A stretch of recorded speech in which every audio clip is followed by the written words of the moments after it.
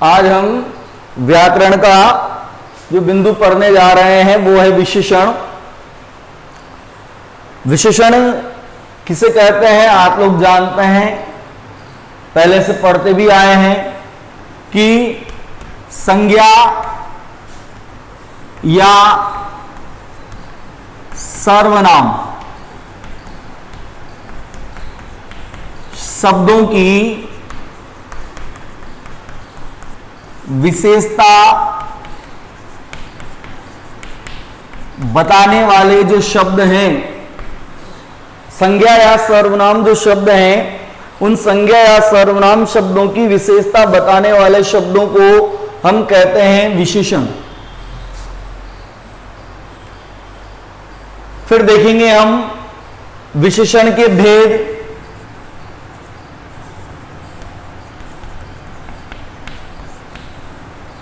कि विशेषण के कौन कौन से भेद होते हैं। तो विशेषण के 4 प्रकार हम पढ़ेंगे। विशेषण 4 प्रकार का होता है। नंबर 1 गुणवाचक विशेषण, दूसरे नंबर पर हम पढ़ेंगे परिमाणवाचक विशेषण, तीसरे नंबर पर हम पढ़ेंगे संख्यावाची विशेषण और नंबर 4 पर पढ़ेंगे सार्वनामिक विशेषण। तो देखिए, संज्ञा या सर्वनाम जो शब्द होते हैं, संज्ञा या सर्वनाम शब्दों की विशेषता बताने वाले शब्दों को हम कहते हैं विशेषण। जैसे यहां पर ये लिखा हमने कि हरी मिर्च। अब यहां पर ये मिर्च जो है ये संज्ञा शब्द है, इसकी विशेषता बताई गई है कि वो कैसी है, वो है हरी, हरी मिर्च। समास के अंतर्गत आपको बताया था कि जब इस प्रकार का संबंध होता है विशेषण और विशेष्य का, जिसकी विशेषता बताई जा रही है, इसकी विशेषता बताई जा रही है, तो ये हो गया विशेष्य, ये है विशेषण। तो यहां पर जो समास होता है वो बता दिया आपको, पहले कर्मधारय समास है। तो हम विशेषण की अभी बात कर रहे हैं यहां पर कि संज्ञा या सर्वनाम शब्दों की विशेषता बताने वाले, विशेषता को प्रकट करने वाले शब्दों को हम कहते हैं विशेषण।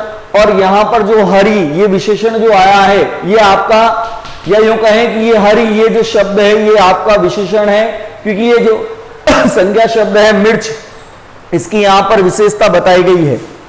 नंबर 1 जो हम पढ़ रहे हैं गुणवाची विशेषण, इसमें इसकी जो परिभाषा है कि जो शब्द किसी पदार्थ के गुण, दोष, रंग, आकार इत्यादि का बोध कराते हैं, उन्हें कहते हैं हम गुणवाची विशेषण। जैसे आम मीठा फल है, ये जो वाक्य लिखा हुआ है यहां पर देखिए आप कि फल की विशेषता बताई गई है कि वो मीठा है। तो इस प्रकार रंग, रूप,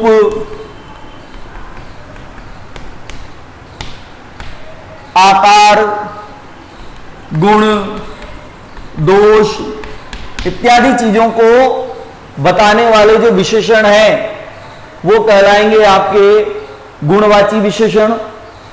दूसरे नंबर पर हम पढ़ेंगे परिमाणवाची, और परिमाण का मतलब होता है मात्रा, या यूं कहें माप तोल जो होता है उसे कहते हैं हम परिमाण। तो जो शब्द किसी संज्ञा या सर्वनाम के माप तोल को या माप तोल संबंधी विशेषताओं को प्रकट करते हैं उसे कहते हैं हम परिमाणवाची विशेषण। जैसे 2 मीटर कपड़ा,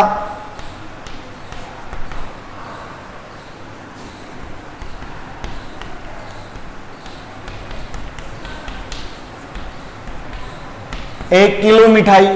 ये इस तरह मात्रात्मक जो सर्वनाम संज्ञा, जो विशेषण संज्ञा या सर्वनाम की मात्रा संबंधी, परिमाण संबंधी विशेषताओं को प्रकट करते हैं उसे कहते हैं हम परिमाणवाची विशेषण। इसके अंतर्गत ये जो परिमाणवाची विशेषण है ये आपके होता है 2 प्रकार का।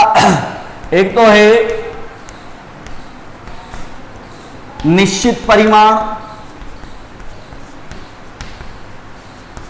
और एक है आपके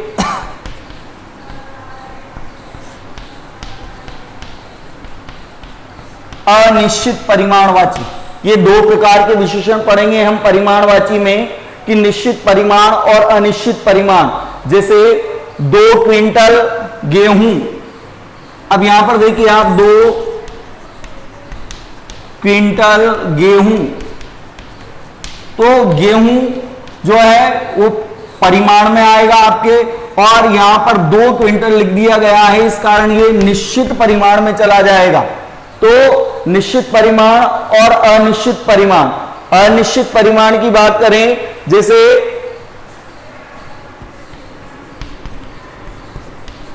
थोड़ा सा घी, थोड़ा सा दूध, ये घी और दूध ये परिमाण में जाएंगे, लेकिन यहां पर इनकी संख्या जो है या इनका परिमाण जो है वो निश्चित नहीं है, इस कारण ये आपके अनिश्चित में रहेंगे। वाक्य देखिए आप कि चाय में 3 किलो चीनी खर्च हुई।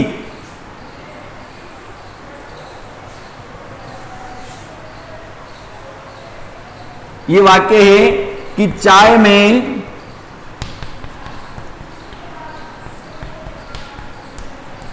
3 किलो चीनी खर्च हुई।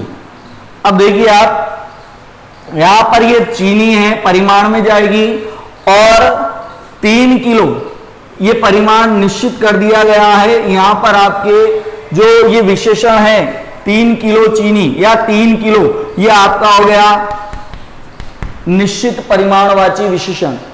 अनिश्चित परिमाणवाची विशेषण, मुझे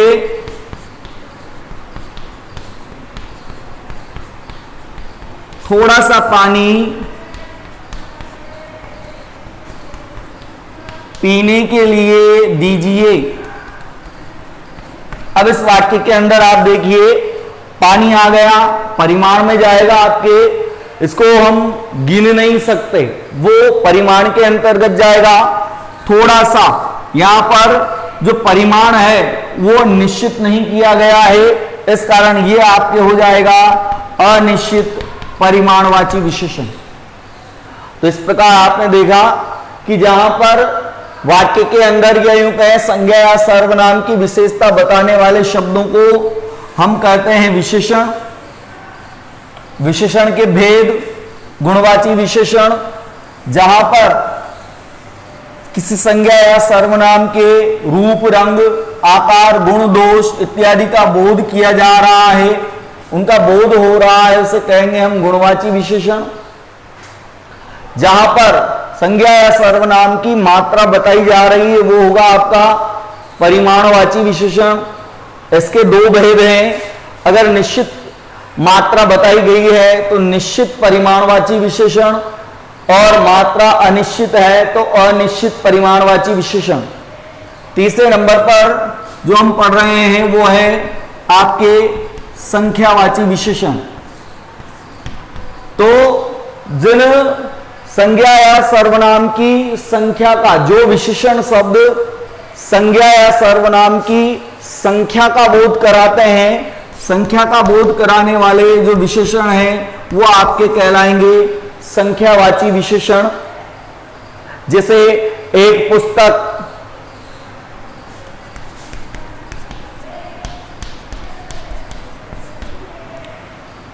10 लड़के,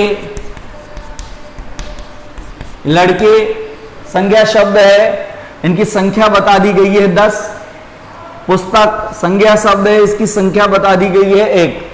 तो जिस प्रकार हमने परिमाणवाची पढ़ा, निश्चित संख्या और निश्चित परिमाण और अनिश्चित परिमाण, उसी प्रकार ये संख्यावाची विशेषण भी 2 प्रकार के हैं। एक तो होता है आपके वही निश्चित संख्यावाची विशेषण, और एक होता है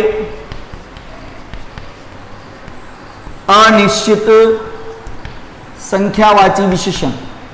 अनिश्चित संख्या और निश्चित संख्या, देखिए आप जैसे वाक्य आया आपके, यहां पर देखा हमने एक पुस्तक 10 लड़के, अब इसी वाक्य को हम ये कहें बहुत सारी पुस्तकें, या ये कह दिया कुछ लड़के। तो यहां पर देखिए पुस्तकें हैं, इनकी संख्या यहां पर निश्चित नहीं है, बहुत सारी पुस्तकें, तो ये आपके चला जाएगा अनिश्चित संख्या में। कुछ लड़के, लड़कों की संख्या यहां पर निश्चित नहीं है, इस कारण ये भी आपके चला जाएगा अनिश्चित संख्या में।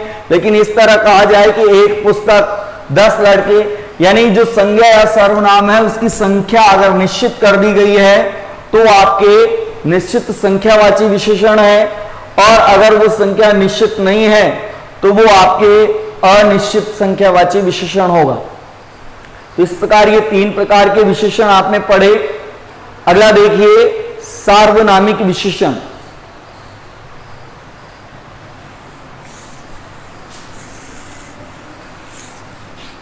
तो आपको पता है कि सार्वनामिक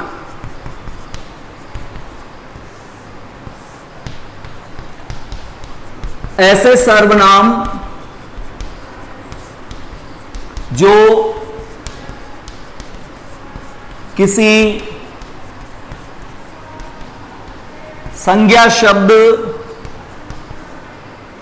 से पूर्व आकर उसकी विशेषता को प्रकट करते हैं, उन्हें हम सार्वनामिक विशेषण कहते हैं।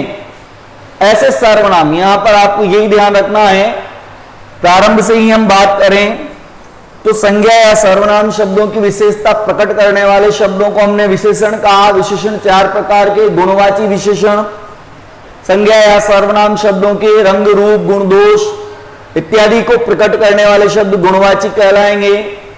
संज्ञा या सर्वनाम के परिमाण को, मात्रा को बताने वाले परिमाणवाची विशेषण कहलाएंगे। संज्ञा या सर्वनाम की संख्या को बताने वाले संख्यावाची कहलाएंगे। यहां पर आपको यह ध्यान रखना है कि यहां पर जो विशेषण के रूप में आपके आएंगे वो सर्वनाम शब्द होंगे। तो ऐसे सर्वनाम जो किसी संज्ञा शब्द से पूर्व आकर उसकी विशेषता को प्रकट कर देते हैं उसे हम सार्वनामिक विशेषण कहते हैं। और सर्वनाम किसे कहते हैं ये आप जानते हैं कि संज्ञा शब्द के स्थान पर, संज्ञा शब्द जो होता है उसके स्थान पर प्रयुक्त होने वाले शब्द कहलाते हैं आपके सर्वनाम। तो एक उदाहरण देखिए आप इसका,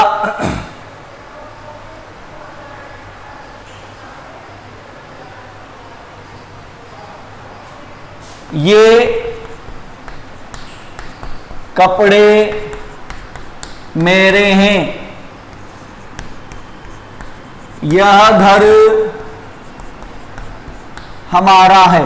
यहां पर देखिए आप, ये और ये दोनों ही आपके सर्वनाम हैं, लेकिन ये सर्वनाम होने के साथ ही ये कपड़े इसकी तरफ संकेत कर रहा है। तो ये सार्वनामिक जो विशेषण हैं इनको हम संकेतवाची विशेषण भी कहते हैं। इसकी तरफ संकेत कर रहा है यह घर, तो यहां पर ये इसकी तरफ भी संकेत कर रहा है, इस कारण ये दोनों ही आपके यहां सर्वनाम न होकर ये है आपके सार्वनामिक विशेषण। यह चुप बैठा है। अब देखिए यह चुप बैठा है, यह अभी कहीं न कहीं यह चुप बैठा है किसी न किसी संज्ञा शब्द की तरफ इशारा किया जा रहा है, किसी संज्ञा शब्द के स्थान पर यह प्रयोग में लिया गया है। इस कारण ये तो हो गया आपका केवल सर्वनाम। लेकिन अगर ये वाक्य ऐसे आ जाए कि यह लड़का चुप बैठा है, तो यहां पर देखिए ये जो सर्वनाम है ये सर्वनाम इसकी तरफ संकेत कर रहा है, संज्ञा शब्द की तरफ संकेत कर रहा है, इस कारण यहां पर ये जो यह लिखा गया है ये हो गया है आपका सार्वनामिक विशेषण। तो सर्वनाम और सार्वनामिक विशेषण इन दोनों का भेद क्या है, ये भेद आपको याद रखना है। इसके बाद हम पढ़ेंगे विशेषण की तुलना अवस्था। ये हो गया आपकी कंप्लीट कि विशेषण किसे कहते हैं। संज्ञा या सर्वनाम की विशेषता प्रकट करने वाले शब्दों को हमने विशेषण कहा। विशेषण के भेद हमने पढ़े। विशेषण जो है वो 4 प्रकार के हैं। गुणवाची विशेषण, संज्ञा सर्वनाम के गुण, रूप, रंग, दोष, आकार को प्रकट करने वाले विशेषण गुणवाची कहलाते हैं। संज्ञा सर्वनाम के परिमाण को बताने वाले परिमाणवाची कहलाते हैं। परिमाणवाची भी 2 प्रकार के हो गए, निश्चित परिमाण और अनिश्चित परिमाण। ठीक उसी प्रकार संख्यावाची पढ़े, संज्ञा या सर्वनाम की संख्या को बताने वाले उन्हें कहते हैं हम संख्यावाची। ये भी निश्चित और अनिश्चित होते हैं। अगर निश्चित संख्या है तो निश्चित संख्यावाची और अनिश्चित संख्या है तो अनिश्चित संख्यावाची। और लास्ट में हमने पढ़ा सार्वनामिक विशेषण, ऐसे सर्वनाम शब्द जो किसी संज्ञा शब्द के पूर्व आकर उसकी तरफ संकेत करते हैं उसे सार्वनामिक विशेषण या संकेतवाची विशेषण भी कहते हैं। अब हम पढ़ रहे हैं जो विशेषण है, विशेषण की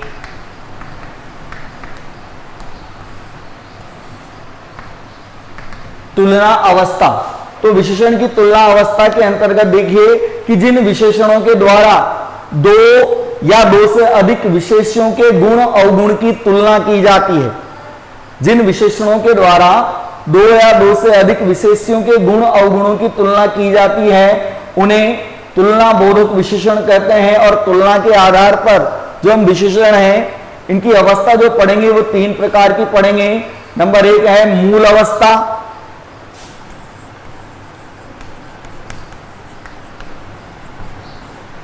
नंबर 2 पर पढ़ेंगे हम उत्तरावस्था और नंबर 3 पर है आपके उत्तम अवस्था। इन 3 अवस्थाओं को आप समझ लीजिए कि जहां पर विशेषण मूल रूप में ही आया है तो उसे कहेंगे हम मूल अवस्था। जैसे राम अच्छा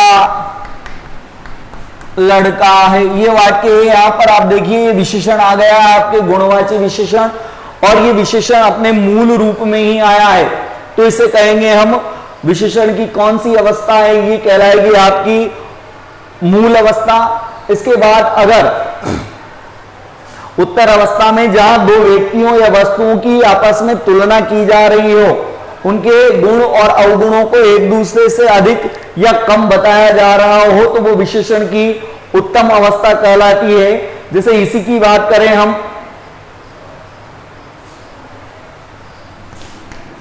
राम श्याम से अच्छा लड़का है। बात वही है कि अच्छा ये आपका विशेषण है, गुणवाची विशेषण है। लेकिन हम अवस्था की बात करें तो यहां पर आप देखिए कि 2 की आपस में तुलना हो रही है, एक को श्रेष्ठ बताया जा रहा है, एक को हीन बताया जा रहा है। तो ऐसी अवस्था में अगर विशेषण का प्रयोग किया गया है तो वो विशेषण की उत्तर अवस्था कहलाती है।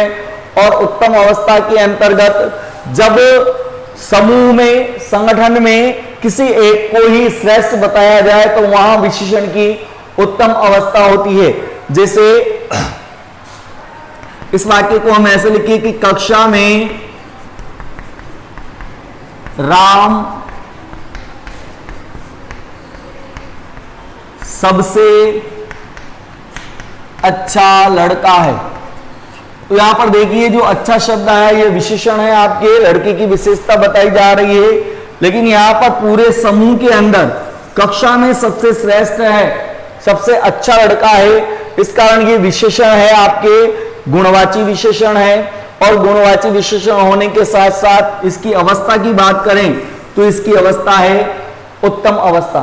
तो ये इस प्रकार विशेषण आपके विशेषण की जब हम तुलना अवस्था पढ़ते हैं तो तीन प्रकार की ये अवस्थाएं होती है इनकी। मूल अवस्था कि विशेषण मूल रूप में जिस रूप में है उसी रूप में आया हो, जहां वाक्य के अंदर किसी एक को दूसरे से श्रेष्ठ या हीन बताया जा रहा हो तो वहां विशेषण की अवस्था उत्तर अवस्था होती है। और जहां पर वाक्य के अंदर समूह में सबसे श्रेष्ठ बताया जाए किसी एक को तो वहां पर विशेषण की होती है आपके उत्तम अवस्था। इसके अतिरिक्त ये आपके विशेषण कंप्लीट हो गए हैं। विशेषण के अतिरिक्त आपको सामान्य रूप से प्रविशेषण, क्रिया विशेषण, प्रक्रिया विशेषण, इनकी परिभाषाएं भी आपको याद रखनी है। तो देखिए आप तीन परिभाषाएं पढ़ेंगे हम, केवल प्रविशेषण पढ़ेंगे, फिर पढ़ेंगे हम क्रिया विशेषण, सामान्य परिभाषाएं, और फिर पढ़ेंगे हम प्रक्रिया विशेषण। तो इन तीनों चीजों को समझ लीजिए आप कि प्रविशेषण कैसे कहते हैं। विशेषण की विशेषता बताने वाले शब्दों को हम कहते हैं प्रविशेषण। जैसे एक उदाहरण हमने लिखा, राम अच्छा लड़का है। इस वाक्य में बात करें, ये अच्छा आ गया, आपके गुणवाची विशेषण आ गया, लड़के की विशेषता बताई गई है। अब प्रविशेषण कहते हैं हम विशेषण की विशेषता बताने वाले शब्दों को, विशेषण की भी विशेषता। जैसे यहां पर हमने लिख दिया, राम बहुत अच्छा लड़का है। अब इस वाक्य के अंदर आप देखिए, अच्छा ये तो आपका विशेषण है ही, इसकी भी विशेषता बताई जा रही है इस बहुत से, तो ये बहुत हो गया आपका प्रविशेषण। इस बात का आपको ध्यान रखना है। क्रिया विशेषण किसे कहते हैं? जब क्रिया की विशेषता बताई जा रही हो, जैसे राधा दौड़ती है, यहां दौड़ती है, ये हो गया आपकी क्रिया। और वाक्य ऐसे अगर हम लिखते हैं, राधा तेज दौड़ती है, तो इस वाक्य के अंदर ये क्रिया है आपकी, दौड़ती है, इसकी विशेषता बताई जा रही है, तेज दौड़ रही है, तो ये हो गया आपका क्रिया विशेषण।